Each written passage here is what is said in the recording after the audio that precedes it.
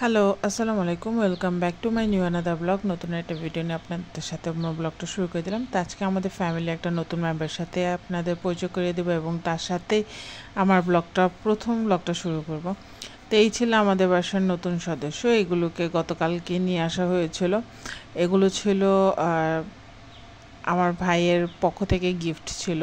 ভাইয়ের ফ্রেন্ড আসলে গিফট করছে। তো পাখি দুইটাকে অনেকদিন যাবত আনবো ভাবছিলাম, কিন্তু আমার বাসার কেউ আসলে সেরকমভাবে সাপোর্ট করেনি, তো সেই জন্য আর আনা হয়নি। তো হঠাৎ করেই আসলে নিয়ে আসা হয়েছে। তো এগুলোর জন্য আমি অনেক বেশি এক্সাইটেড ছিলাম, সাথে আমার সাথে ছিল রাইসও অনেক বেশি এক্সাইটেড ছিল। তো যাই হোক, কথা বলতে বলতে এখন চলে আসলাম আমাদের রেগুলার কাজে। তো আজকে যেহেতু ফ্রাইডে, তাই ফ্রাইডের রেগুলার কাজ সকালবেলা আব্বু ডিম, গতকালকে ডিম নিয়ে এসেছিলো, সেগুলোকে এখন একটু পানির মধ্যে ভিজিয়ে রাখবো। ভিজিয়ে তারপর এগুলোকে ধুয়ে তারপর ফ্রিজে রেখে দিব।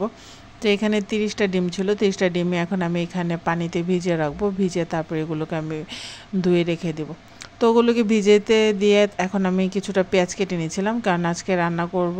আর রান্নার জন্য এখানে কিছুটা পেঁয়াজ কেটে নিয়েছিলাম। ওদিকে কিন্তু আম্মু কিন্তু নাস্তাটা রেডি করতেছিল।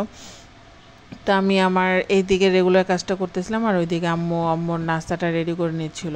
তো পেঁয়াজগুলো কেটে নিচ্ছে। আর আজকে বাসায় রান্না করব খিচুড়ি আর গরুর মাংস। তো এখানে পেঁয়াজ কেটে নিচ্ছে, আর এখানে 3টা রসুন কেটে নিব। এই রসুনগুলো কিন্তু আমি আস্তা গরু মাংসতে দিয়ে দিব। আমার এভাবে গরু মাংসতে আস্তা রসুন খেতে খুবই ভালো লাগে। আমার সাথে আমার আম্মু, আমার ভাই, আমরা 3জনে এই রসুনটা অনেক বেশি পছন্দ করি। তো এখানে আমি 3টে ইন্ডিয়ান রসুন নিয়ে নিয়েছি। এগুলোকে একটু মাঝখানের যে অংশটা সেটা কেটে, আর নিচের অংশটা কেটে উপরের ছোলকাটা ফেলে তারপর আমি ক্লিন করে নিচ্ছি। আর যদি পুরোটা খুলে নিই তাহলে দেখা যাবে যে রান্নার সময় এটা দিলে নাড়ার ক্ষেত্রে তখন কিন্তু রসুনগুলো ভেঙে একদম মিক্সড হয়ে যাবে। তো সেই জন্য এইভাবে দিয়ে তারপর রসুনগুলোকে রান্না করি, তাহলে আস্তা রসুন থেকে যায়। আর মনে করেন 1-2টা কোয়া আসলে সেখান থেকে ছুটে যায়। তো এই তো এখন পেঁয়াজগুলোকে একটু হালকা কুচি করে কেটে নিচ্ছি। যেহেতু খিচুড়ি রান্না করবো, তো একবারে পেঁয়াজগুলোই কেটে নিচ্ছি। তো মাংসের জন্য আর মোটা করে কাটছি না, একবারে সম্পূর্ণ পেঁয়াজগুলো চিকন চিকন করে কেটে নিচ্ছিলাম। তো আমার কাটাকাটি শেষ। এখন একটা ডিম ভাজি করব। অনেকগুলো পেঁয়াজ আর কাঁচামরিচ দিয়ে ডিমগুলো ভাজি করব সকালে নাস্তার জন্য। তো ওদিকে কিন্তু আব্বু আবার বাজারে গিয়েছিল, তো সেখান থেকে আসার সময় আব্বু কিছুটা হোটেল থেকে সবজি কিনে নিয়ে আসছিল, সবজি ভাজি যেটা বলে, সেটা কিনে নিয়ে আসছিল। আর আমি এখানে একটা ডিম ভাজি করছিলাম। তো এইটাকে একটু বেশি কাঁচামরিচ দিয়ে ডিম ভাজি করলে হয় কি, সকালের রুটির সাথে খেতে আসলেও তা মানে খুব ভালো লাগে। এমনিতে সকালবেলা ডিম খেতে ভালো লাগে না, কিন্তু একটু পেঁয়াজ দিলে ঝাল ঝালের কারণে খেতে খুবই ভালো লাগে। তো সেই জন্য একটু বেশি করেই কাঁচামরিচ দিয়ে ডিমটা ভাজি করতেছিলাম। তো সবাই যেহেতু সবজি দিয়ে খাচ্ছে, তো সেই জন্য একটা ডিমই ভাজি করতেছিলাম সবজির সাথে এখানে ডিমটা খাবো। আর ছিল গতকালকে রান্না করা পায়েস, সে পায়েসটা দিয়েও আব্বু খাচ্ছিল।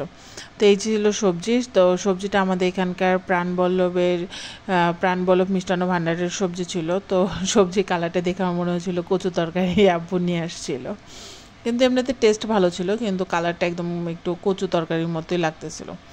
তো সকালে নাস্তাটা শেষ করব। নাস্তাটা শেষ করার পর দেন আমরা রেগুলার কাজে চলে যাব, কারণ যেহেতু শুক্রবার, আর শুক্রবারে কিন্তু একটু কাজটা বেশিই থাকে। তো আজকে চিন্তা ভাবনা করেছি যে ঘর পরিষ্কার করব, তারপর রান্নাবান্নার কাজগুলো করব। তো প্রথম ভেবেছিলাম যে মাংসটা ভুনা করব, তার মধ্যে আম্মু বলতেছে যেহেতু খিচুড়ি রান্না করব তো একটু আলু দিতে, তো সেই জন্য আলু নিয়ে বসছিলাম। তো এখানে এই যে আম্মু খিচুড়ি রান্না করবে, তো আজকে খিচুড়িটা কিন্তু 2 রকমের চাল দিয়ে রান্না করবে। একটা ছিল নাজের চাল, আর ছিল পোলার চাল, দুইটা মিক্সড করে নিচ্ছে। আর এখানে ডাল নিয়ে নিয়েছিল, ডালটা হচ্ছে 2 রকম, মুগ ডাল আর মুসুর ডাল। তো চাল নিয়ে নিয়েছি 2 কাপ, আর ডাল 2 রকমের ডাল মিলে 1 কাপ নিয়ে নিয়েছি। টোটাল 3 কাপ আমরা খিচুড়ি রান্না করব। তো ওদিকে কিন্তু আম্মু ডালটা আলাদাভাবে ধুয়ে তারপরে ওটাকে ভিজে রাখবে কিছুক্ষণ, চালটাও ভিজে রাখছে। আর আমি এদিকে আলুগুলো কেটে নিছি। তো এখন আম্মু গরু মাংসটা বসাই দেবে। যেহেতু ঘরের অন্যান্য সব কাজগুলো কমপ্লিট করে চলে আসছি, একটু সময় লেগে গেছে, এখন রান্নাটা বসাই দিব। তো এখানে গরু মাংসটা আজকে আর হাতে মেখেও কষাবে না, আজকে একদম মশলাটা কষিয়ে তারপর মাংসটা রান্না করবে। তো এখানে তো মশলাটা কষানোর পর তারপরে এখানে মাংসটা রান্না করতেছে। তো ওই দিয়ে কিন্তু আম্মু কিন্তু ডিমগুলোকে একদম সুন্দর করে ধুয়ে তারপরে এগুলোকে এখন ফ্রিজে রেখে দিচ্ছে। তো তো এই যে এখানে কভারে রাখবে 14টা ডিম, আর অমনেতে ঝুড়িতে রেখে দিবে বাকি ডিমগুলো। তো ডিমের সাইজগুলো কিন্তু একটু বড় বড়ই ছিল, আর আব্বু সবসময় ডিম আনতে গেলে এরকম একটু সাইজ বড় বড় দেখেই কিনে নিয়ে আসে। তো অনেক বাছে, আব্বু ডিম কিনতে গেলে অনেক বেছে তারপর নিয়ে আসে। তো এবার ডিমগুলো এরকম বেছেই আনা হয়েছে। তো এবার আর আব্বু কিনে নিয়ে এবার দোকান থেকে একবারে পাঠানো হয়েছে, তো একটু বড় বড় সাইজেরই ডিম পাঠানো হয়েছে। তো এই তো মাংসটা কিন্তু এখন একটু নেড়ে দিচ্ছিলাম, আর এখন কিন্তু একটু ফুল হিটে রান্না করা হবে, কারণ মাংসের পানিটা ছাড়া আগ পর্যন্ত একটু ফুল হিটে রান্না করা হবে। তো এদিকে কিন্তু পানিটা গরম করে দিয়েছি খিচুড়ির জন্য। তো এখন খিচুড়িটাও রান্নার বসাই দিবে, আম্মু এই কাজটা করতেছে। তো এখানে কিন্তু পেঁয়াজ আর মশলা দিয়ে এখানে মশলাটা পেঁয়াজটা ভাজা ভাজা করা হয়ে গেছে, আর এখন মশলা দেওয়া হচ্ছে। একটু হলুদ দিলাম, তারপরে ছিল একটু লবণ আর মরিচ দিয়ে দিয়েছিলাম।